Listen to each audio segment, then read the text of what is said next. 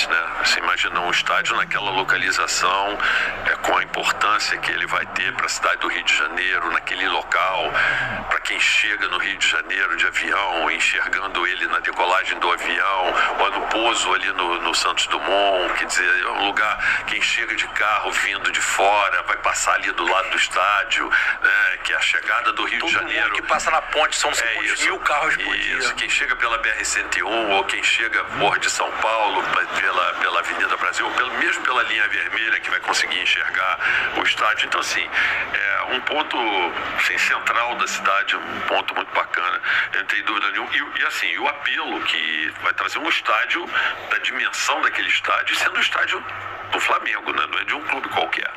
Então, a gente acredita que mais da metade do dinheiro a gente vai ter. Que é como se fosse o valor do name. Por exemplo, você tá em quanto? 1,bi. O custo do estádio? O custo entre 1,5 e 2 bi. Vamos botar 2, vamos arredondar pra cima. Então o name seria em torno de 1 bi. Eu acho. Por alguns anos, por muitos anos. É isso, mas assim, a gente pode, isso construído e claro, a gente desconta esse valor ao longo desse processo. Posso dar uma dica? Falou o arquiteto, né? Eu fui assistir ano passado, cometi um ato falho, porque esse senhor aqui de Barba é Lakers. Então ele fiquei querendo discutir com a gente, que é maior do que o Boston. Tá aí. Manda ele fazer um levantamento lá do número de campeonatos. Você sabe quem é Bill? Sabe quem é Bill? Bill Russell. Então depois a gente... Sabe quem é Larry? Sabe quem é Jayden? Sabe quem é Jaylen Brown? Então depois a gente conversa. Se bem que eles têm alguns bons também. E era o Staples Center, que chamava antigamente, né?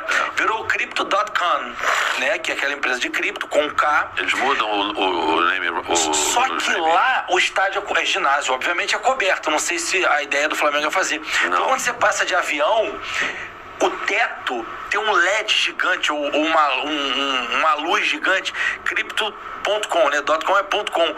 É impossível você sobrevoar LA sem você ver bem grande, como se fosse um outdoor gigante virado pro céu. Então já pode botar um telhado no estádio do Flamengo, um teto retrátil, para quando não tiver jogo fechar, um name. Olha, eu quero uma porcentagem. Olha, é o seguinte, não começa a ficar inventando muita moda, não, porque essas coisas custam caro, entendeu? Porque aí o orçamento, você vai misturar meu orçamento, porra. Não é por aí, não. Mas o tetinho é barato. Não. Vamos devagar, vamos começar barato nessa história aqui. Não precisa ter teto retrátil, não precisa ter nada disso, não. Porra,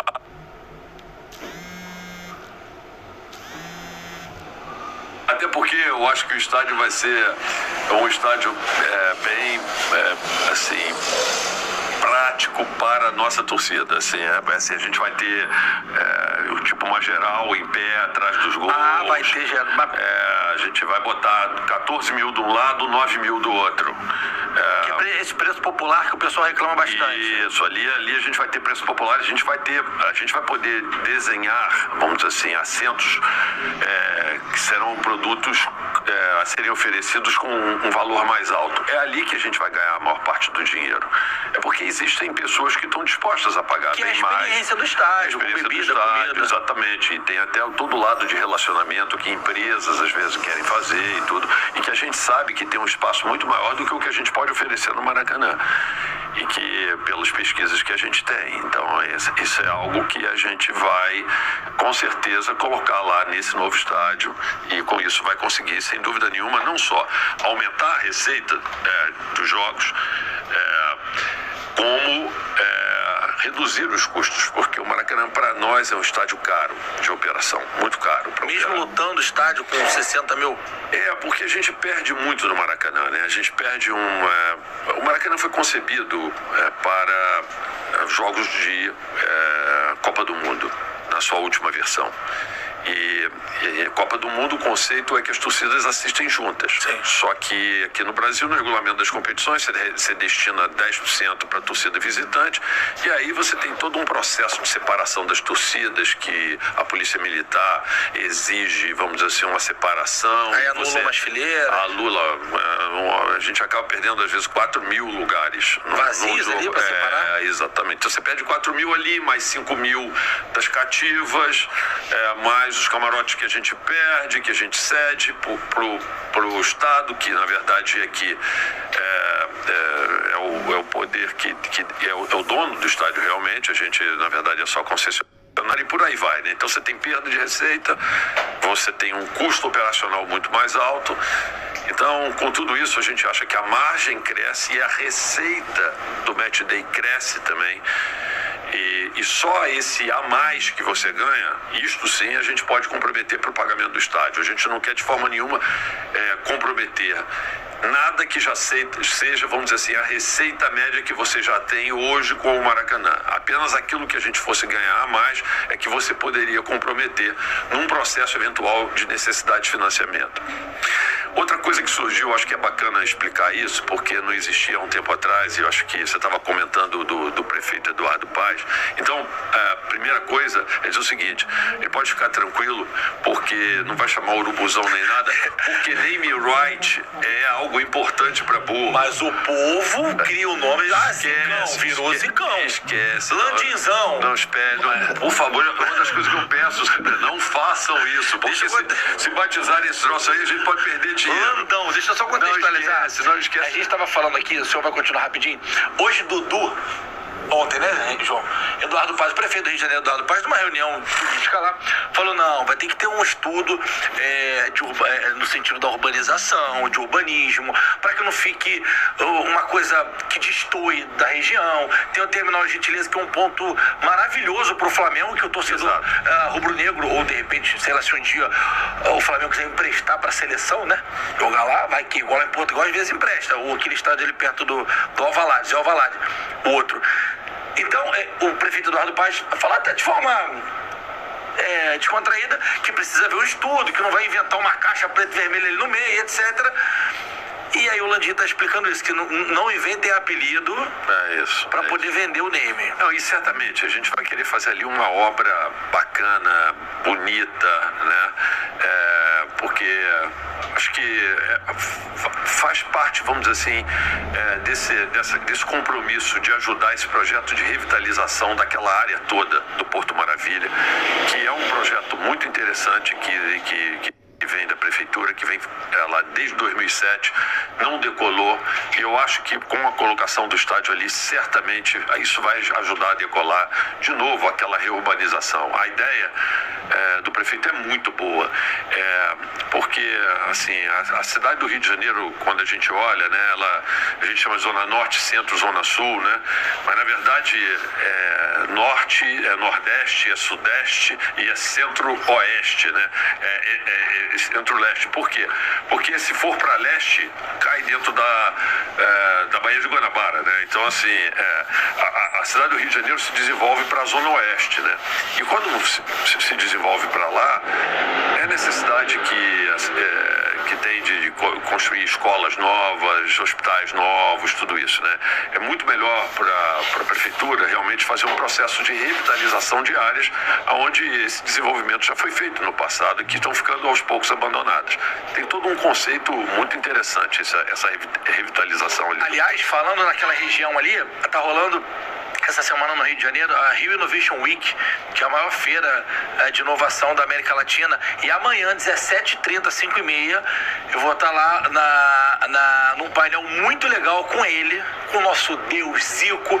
Eu sou o mediador e o apresentador do painel, com o Zico, com o Fábio Queiroz, que é um dos organizadores do evento, e com o Ricardo César, que é o presidente da Companhia de Turismo do Governo do Estado do Rio de Janeiro, falando sobre liderança, sobre inovação. Então fica o convite a todos vocês. O evento é incrível ali na Praça Mauá, ao lado do Museu do Amanhã, ali nos Armazéns, perto de onde era o YouTube Space antigamente. Então amanhã estarei lá. Uma honra, Galo, estar ao seu lado mais uma vez. Eu aproveitar, tem gente pra dedéu aqui, 2.000 pessoas online. Posso complementar só com mais uma coisa que ficou faltando? À vontade. Nas origens de recursos para a construção do estádio, quer dizer, além do naming rights, tem uma situação importante, que é algo que o prefeito já falou publicamente que vai fazer. Existe um potencial construtivo daquele terreno ali da Gávea que nunca foi utilizado e não será, porque ali você tem o nosso campo de futebol, tem uma série de coisas que seria o seguinte: o quanto a gente poderia construir e não construiu naquele terreno ali. E ele se comprometeu a nos dar esse potencial construtivo, e isto isso vai nos ajudar a construir o estádio. Esse potencial construtivo tem um valor muito grande. Mas ali não tem uma história, desde a minha época da base, que os moradores dos arredores não permitem. Pois é, mas não porque vai trazer trânsito. Isso, mas assim, mas não é problema. O potencial construtivo é o direito que a gente teria de construir ali. E isso tem um valor no mercado imobiliário. E ele vai nos dar desde que, obviamente, a gente construa o estádio não ali.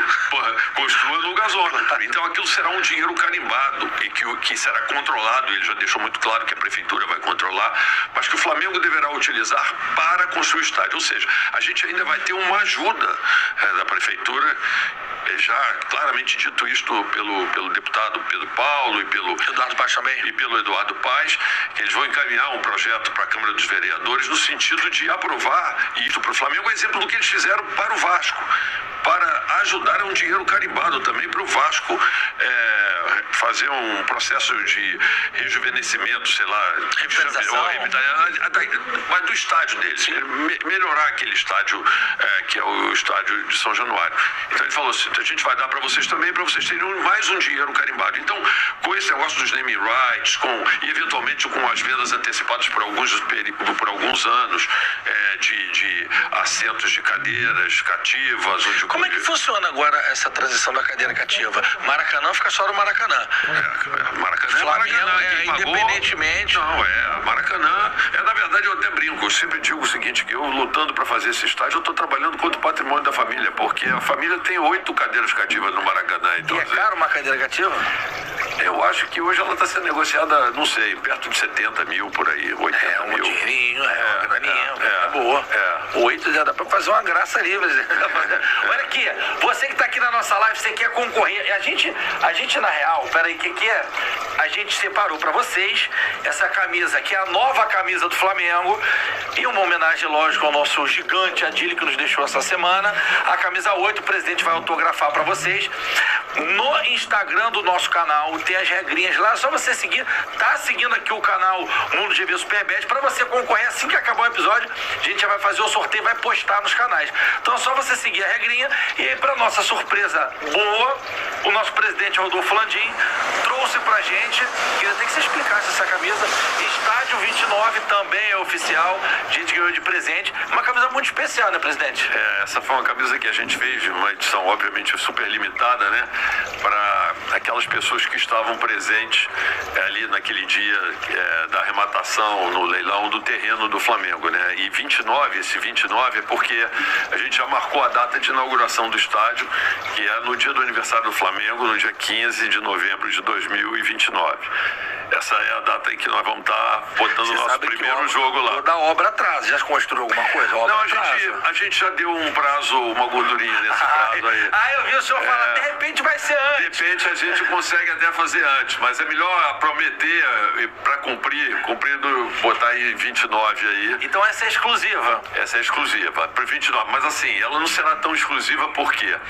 Porque a gente tomou a decisão de que todos os 602 ou 603 conselheiros do Flamengo que foram lá na nossa sessão e que aprovaram a compra desse terreno, eles vão receber como presente e lembrança essa camisa aí, Estádio 29, para eles poderem mostrar para os filhos e netos dele que eles ajudaram a aprovar o estádio do Flamengo. Só que a nossa é autografada, porque o presidente daqui a gente já comprou uma caneta ali de tecido para não ter problema com isso. Então você aproveita, dá um like aí no nosso bate-papo, dá, como diz o Cantarelli, voadora no like, e aproveita para se inscrever no canal, porque tem muito episódio legal aí no nosso acervo. Semana retrasada a gente teve o Ferrugem aqui, temos o Marcos Braz também, que esteve aqui com a gente falando muito de Flamengo. Para você que é tricolor, que tá aqui querendo, puxa vida, eu queria que construísse um estádio assim legal também, não tem problema. O Mário Bittencourt teve aqui também 2 vezes, trouxe o troféu da Libertadores, enfim, muito legal também esse bate-papo. Então no estádio a gente já tá meio que alinhado, mais ou menos como é que vai vir a grana, essa coisa do potencial construtivo eu não sabia. Pois é, de fato, importante. muito legal do prefeito ter assumido esse compromisso também, né? Com o Flamengo, enfim, que é bom pra cidade, né? O dinheiro que o Flamengo movimenta, aliás, todos os times, mas todos os times grandes, o Flamengo movimenta em dias de jogos e quando tá bem, principalmente, é um negócio absurdo, né? E a gente tem essa vocação turística aqui na cidade do Rio de Janeiro, né? E a gente faz um levantamento nos nossos jogos, principalmente esses jogos como tem agora de Libertadores, né? Que a gente vai ter amanhã. A gente tem em torno de 15% das pessoas que vêm aos jogos não são pessoas que moram no Rio de Janeiro. São pessoas que vêm de outros estados. São torcedores rubro-negros que compram ingresso e vêm para o jogo. Então, assim, é algo interessante, né? Eu acho que dificilmente você tem outros clubes com esse tipo de público, né? Assim, público vindo de outros estados e tal. Inteiro, né? Porque, na verdade, se a gente considerar que tem 48 milhões de torcedores espalhados pelo Brasil, 8 milhões só vivem no estado do Rio de Janeiro, 40 milhões vivem fora do estado do Rio de Janeiro. A gente tem que ter isso sempre em mente. E é por isso que a gente procurou esse ano já começar a levar o Flamengo no Campeonato Carioca. Foi um processo de convencimento que eu tive com o presidente da federação, o Rubens Lopes e tal, para fazer com que o Flamengo pudesse viajar durante o Campeonato Carioca, principalmente, né? E transformar o Campeonato Carioca num grande campeonato nacional. E o Flamengo jogou 5 jogos esse ano em diferentes praças, né? Jogou em Manaus, jogou em Belém, jogou em Natal, jogou em Aracaju. João Pessoa também, né? E jogou em João Pessoa, nessas 5 praças, exatamente. E a ideia é a gente continuar a fazer isso no futuro, que é pouco levar o Flamengo para onde a torcida dele está. Sabe o que eu tô pensando aqui? A galera tá perguntando muito aqui sobre o Leixões lá de Portugal, onde jogou meu amigo Bruno Galo, querido Bruno Galo, um beijo pra ele. Se o Flamengo lucro líquido é 1 ponto alguma coisa de bi, o Flamengo poderia ter comprado o Vasco, o Flamengo poderia ter comprado o Botafogo. Com lucro líquido. Porque custou menos que isso, né, Bernardo? O lucro líquido... No Pix!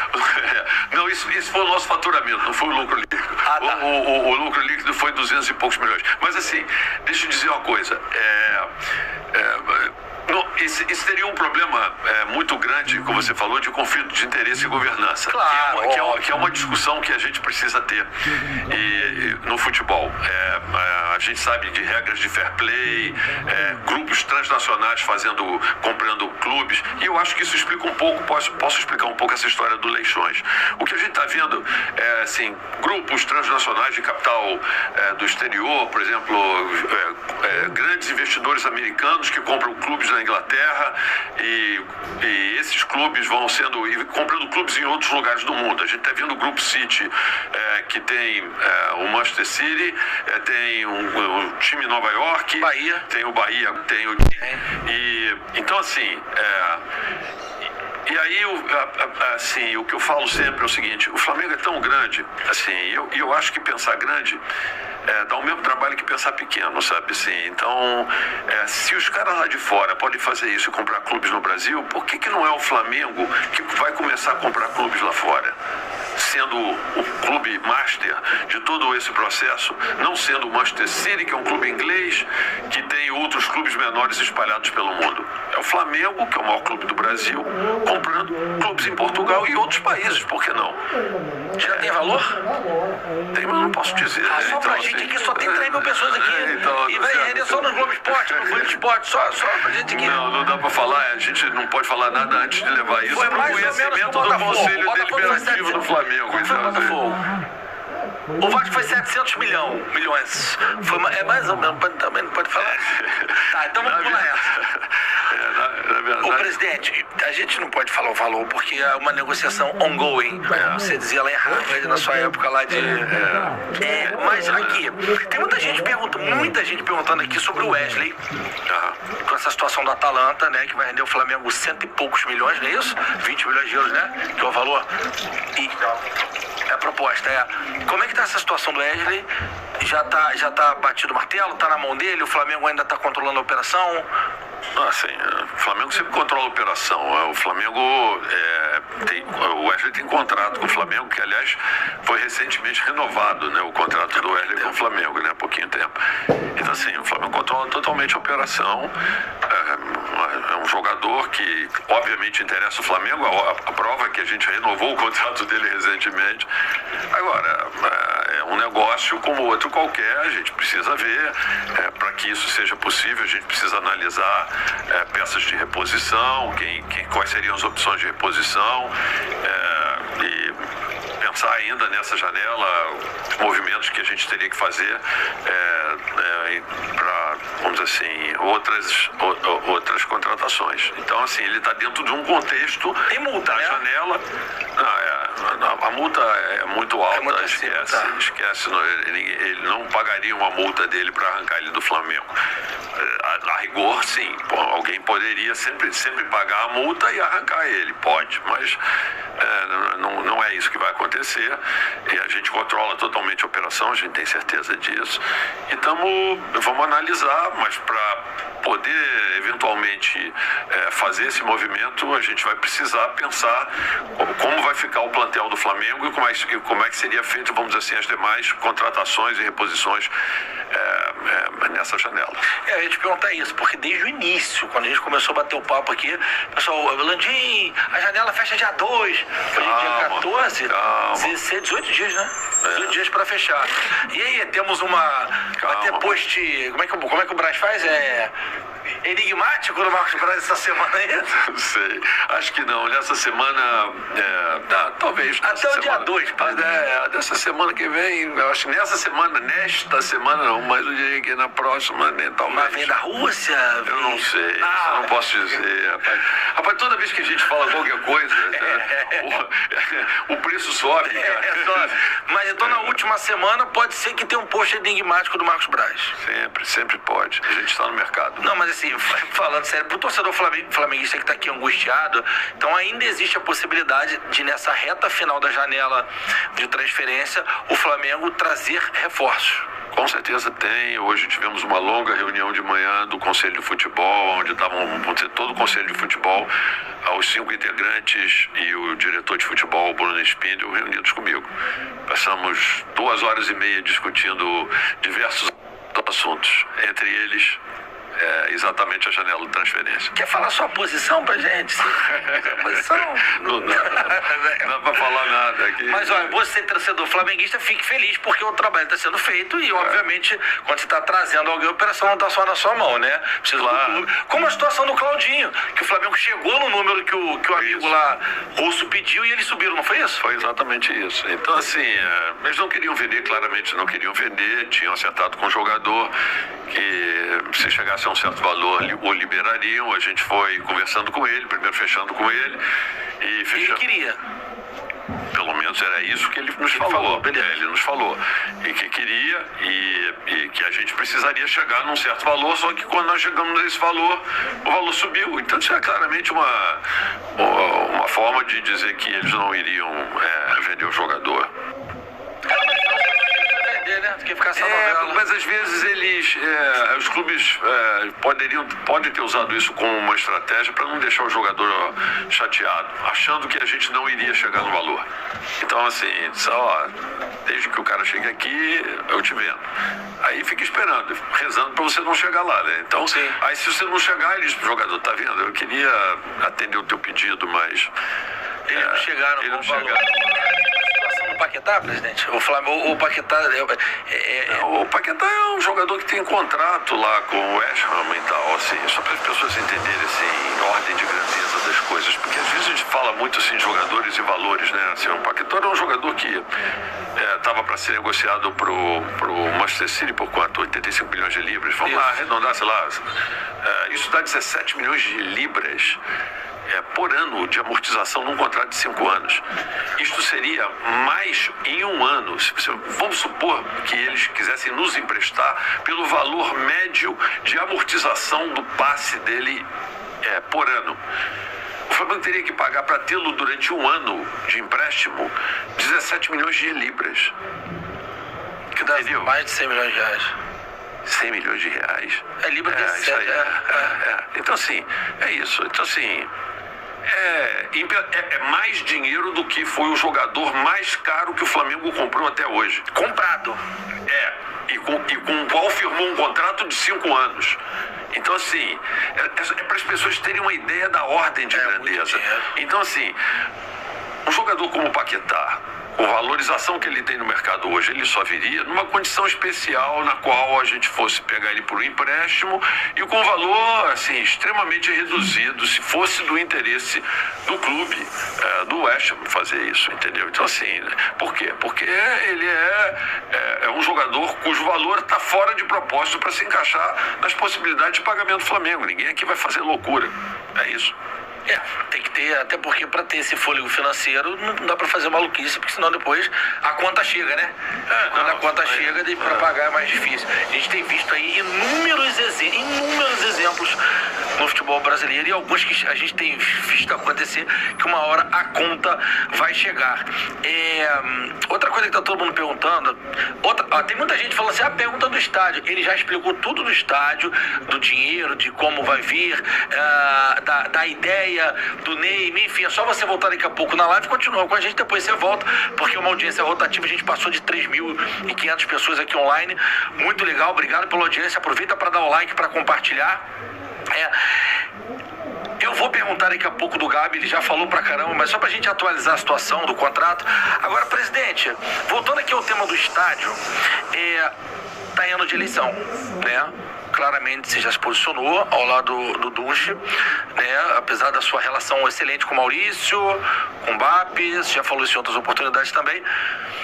Agora, o novo presidente, seja lá quem for, acho que o Dunche tá liderando a pesquisa, não tá? Tá liderando. Ele precisa ter esse compromisso do estádio também, nesses moldes, que é um modelo que foi feito por vocês numa gestão vitoriosa dentro e fora de campo. Como é que faz para o presidente novo continuar atrelado e comprometido a esse modelo de gestão de vocês? Eu acho, essa sua pergunta não é boa, ela é excelente, né? Porque ela vai me permitir, vamos dizer assim, falar uma série de coisas, né? Primeiro porque eu acho que o Dunche é o melhor candidato, né? Primeiro porque ele é o mais bem preparado para poder tocar adiante o projeto que a gente vem tocando dentro do Flamengo.